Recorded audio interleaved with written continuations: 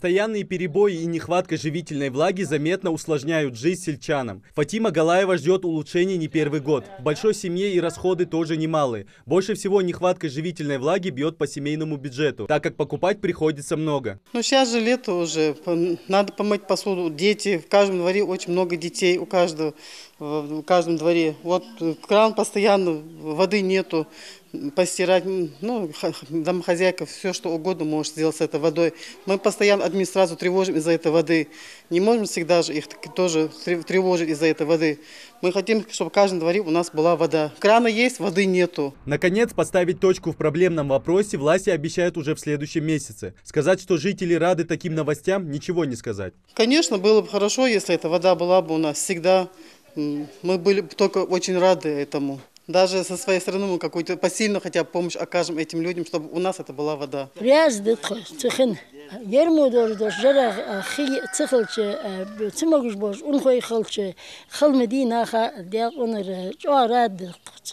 Свыше 10 единиц тяжелой техники и 20 рабочих трудятся без выходных на территории водозабора в Магасе, чтобы уложиться в график. Работа сложная и требует ювелирной точности. Чтобы добыть воду, для начала нужно пробурить скважину. Для обеспечения водой все проблемные населенные пункты требуется 6 скважин. Бурить требуется глубоко, техника работает на износ, а рабочие не могут позволить себе отвлечься ни на минуту. Такая техника способна пробурить скважину на любом участке земли. Чтобы добыть живительную влагу, приходится бурить аж на 250 метров. Благо, большая часть работы уже выполнена. Работы здесь начались почти 2 месяца назад. За это время уже пробурено 4 скважины, и это далеко не все. От водозабора до сел Плиева и Барсуки протянули новый водопровод длиной 13 километров. Осталось возвести насосную станцию. Объект строится, тут будет насос стоять, на Плиев будет гонять воду. Перекачивающий насос тут. Но постройка уже находится на этапе, уже к концу, приближаемся к концу.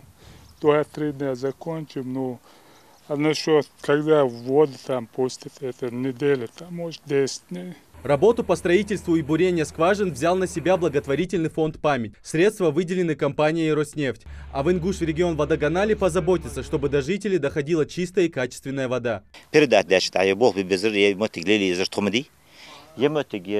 Насосная станция, насос, мощный насос. На Плиева, Барсуки, Газюр, Тридадулиш. Основном акцентеры Плиева, где больницы, мотигицик, новостройка. Так, цеги Тридадулиш, Дукан, Денсадeh, Цехин, Сани, проблемы уже с Плиева. Поэтому я